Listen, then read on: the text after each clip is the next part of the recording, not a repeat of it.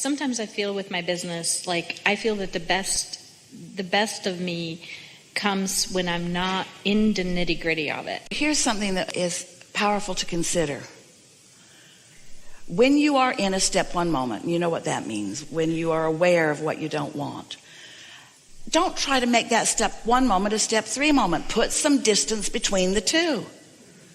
And by some distance, we mean time, space, time, mostly time, but time and space. Don't ask yourself to suddenly turn on a dime and offer a vibration that is the antithesis of what you are feeling right then and there. Law of attraction will not allow it. Law of attraction will not say to you, well, you've got this momentum going. You've got this momentum going. What we're saying is, oh, hear this. We've not said this before. There is value and power in allowing the momentum of unwanted to grow.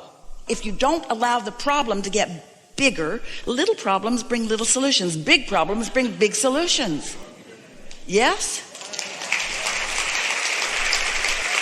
Just know the distinction. Just know the distinction. So give it all you got, let the problem grow, and then take a nap. And when you wake up, maybe you'll be in the receiving mode of the solution, but don't immediately go back to the problem. Because there are people that hold themselves in the problem mode their whole life. You hear them. It's just complaint after complaint after complaint after complaint after complaint. And they've created this whopping vortex, this magnificent vortex. And all the inner beings were over here just dancing, just waiting for just a glimpse in our direction of what they really want. But oh no, they are problem oriented because that's the way they've been taught. Find resonance with the solution.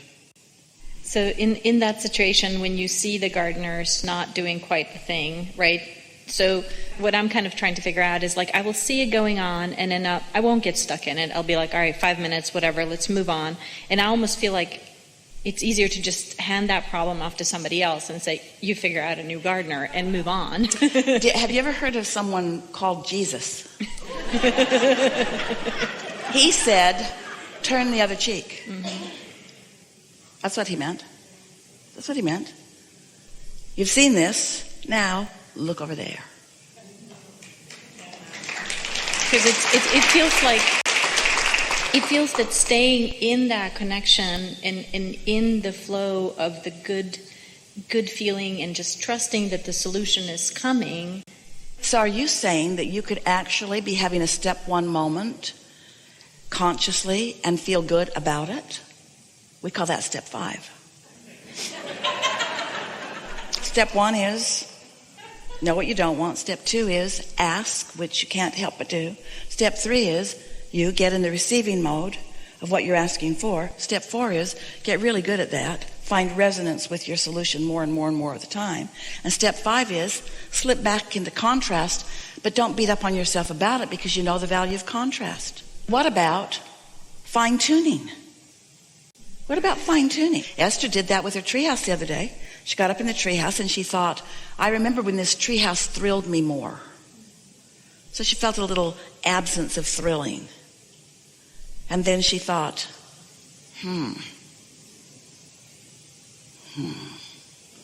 I could look other places for things that thrill me, or this treehouse could thrill me a little more.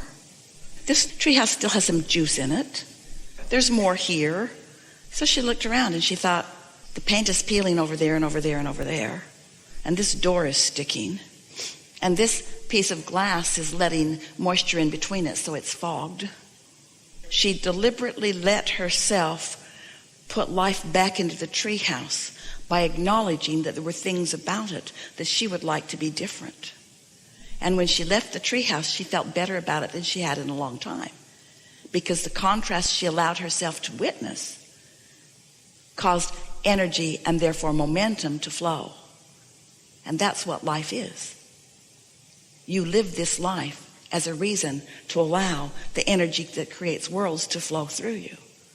Now, there are many who would say, Esther being one of them in the past before she understood this so well, aren't there other things more important for you to focus upon than a treehouse that's already finished? It doesn't matter what you are using as your reason for focus. Source energy will flow. And the point is energy flowing.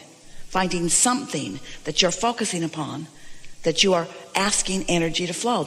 You are the project. You didn't come to create world peace. You came to find personal satisfaction and contentment. You didn't come to solve the problems of the world. You came to define your own problems and bring solutions to those. You are the project. You are the important project. You are the joy-seeking project. You are the life-flowing project. And everyone like you has direct access to all of this. You don't need to save the world. In fact, you can't. They all have equal access to this energy. Everyone has contrast. Everyone has a vortex. Everyone is summoning energy. Everyone is either letting it in or not letting it in any moment. And you certainly can uplift them and assist them by demonstrating through the clarity of your own example how to live joyfully and happily ever after. But you didn't come to save a world that doesn't need saving. You came to demonstrate your own joy that others might find theirs as well.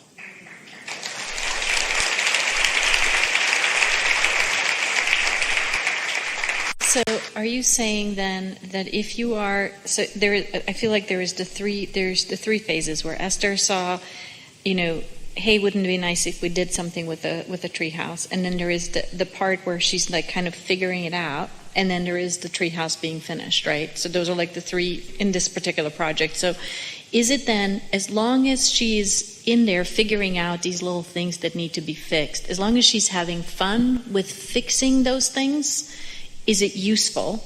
Or would it be more useful to just say, hey, I want somebody to fix this up, just make it nice for me? You have to figure that out for yourself. If it's something that's really bothering you, then it's better to turn your attention from it. But the most delicious creating is to have knowledge of how this all works. And so to realize that you're having a step 1 moment and being all right with it, which makes it a step 5 moment really. But to realize that you're having a step 1 moment and that there is a bounce from it and that energy is now flowing because of it. Now, here's another statement that we have not made this clear before. Energy flows because of your attention to unwanted. When you know what you don't want, you know what you do want. Haven't you heard us say that endlessly? When you know what you don't want, you know what you do want. There's a clarification in that because every subject is really 2 subjects. So if you have a lot of clarity within you about what you really don't want, unbeknownst to you, you've got a lot of clarity within you about what you do want too. You just don't have access to it this red hot minute because you're focused over here. Well, doesn't that mean that focusing over here is of benefit because it creates this? Yes, that's why you came into this body. You said, let me at it. Let me be exposed to contrast that will cause me to give birth to more. To more. So the contrast causes you to give birth to more. And when you are like you or like Esther, where you understand this, you understand your guidance system. Esther didn't really go into any sort of negative emotion about the treehouse. It was just this comfortable light. Wouldn't it be nice if? I remember when it felt more exciting. And then right in the middle of those thoughts, she started feeling a little energy move toward it. And she started thinking about some things that might be fun, might be satisfying to do. Not because they need to be done. You see, that's what gets you in a bound up place. If you've got a problem that needs a solution, what do we do then? You're in deep doo-doo. Because when something needs a solution and you're all wrapped up in the need, so I need this thing I am preventing. I need this thing I am preventing. I need this thing I am preventing. I need this thing I am preventing. I need this thing I am preventing. But I'd like this thing. I'd like this. I would like to feel that way again about this. And I would like this. Well, soft, gentle desire is the most powerful desire in all the world. Soft, gentle focus about things you want is the most powerful state of being. Because you want it and you allow it. Oh, thank you very much. You want it and you allow it. Oh, thank you very much. You want it and you allow it. Oh, thank you very much. So, Thursday, before Esther left the property, without anybody making a phone call to anyone about any of the madness and mayhem that had been happening on the property with the gardeners, 8 trucks from the same company showed up on the property. And there were over a dozen men, maybe 20, with all kinds of equipment just moving everywhere around the property. And everyone was saying, who are they? Why are they here? What's going on? And in one day, they transformed everything that had not been the way Esther wanted it to be into what she wanted it to be.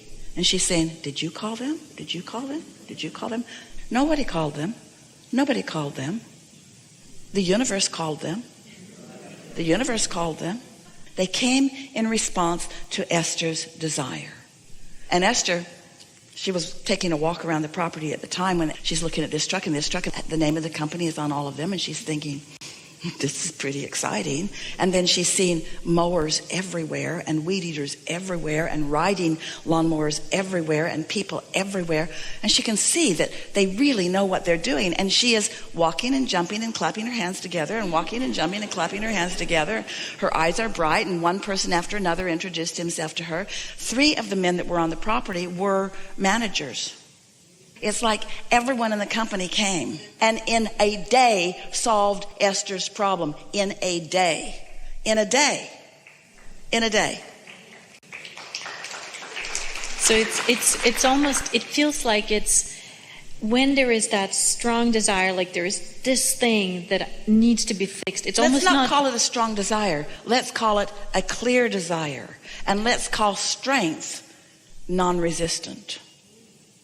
You see, what humans think a strong desire is almost always includes a lot of resistance.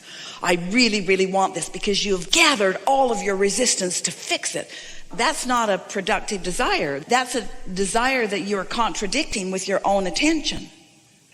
That's actually the weakest of desires. What humans think is a strong desire is actually their weakest state of being because they're working against themselves. So it's a soft focus. A relaxed desire. It's ease and flow desire. It's a positive expectant desire. It's a wouldn't it be nice if desire. It's a I really love it when desire. It's I would really like to see that desire. Oh, wouldn't this be fun? Wouldn't this be nice? And you almost never can get there in the middle of looking at what you don't want. You see? You got to put some space between. So when we see the garden not being the way we want it to be, then the solution is to not get hooked into it, or? It's even worse than that. It's not only do I see the garden not the way I want them to be, I see the culprits. I see the reason. I see the reason it is not. I see the ineffectiveness. I see the mower's not sharp. I see the lack of attention. I'm compounding it. I'm really making a case for it. Well, all the time you're making a case for it. Can you see what happened? Esther brought distinction to her vortex. There's an entrance into the main center building. Someday maybe you all will come and see. There's an entrance into the main center building that is big, beautiful stones, each one of them interesting in their own way. Esther will say, you're my favorite. Oh no, you're my favorite. Oh no, you're my favorite, because all of them are unique and beautiful, and there's grass growing between them. And the grass has become quite a tuft of grass. And so the first day that this new crew came, there was a very small person, a woman, operating the mower on that, and she wasn't strong enough to hold the mower steady across this tuft, and then there's a stone and then grass and then a stone and then grass and then a stone and then grass. She just couldn't do it. And Esther thought someone stronger needs to be on that mower. And the mower wasn't sharp, and so it made more of a mess. It was just a poor execution the whole way. Well, Esther said something about it, but it wasn't her saying something about it at the time that made the difference. It was her knowing how it could be. It was her desire about how it could be. What we're saying to you is focusing upon a problem puts a solution over here. And once the solution is there, if you're not focused upon the problem, then the solution can come to you. That's the thing. That's why we've been talking to you for so long about step 1, step 2, step 3. But humans, we love you so much. You want to do step 1, and then you want Source to do step 2, and then you want to keep focused upon step 1 until Source fixes it with step 3. Well, that's not how it works. You've got to let it go, and you've got to stop beating up on yourself. Esther was not wrong to notice the mess they were making.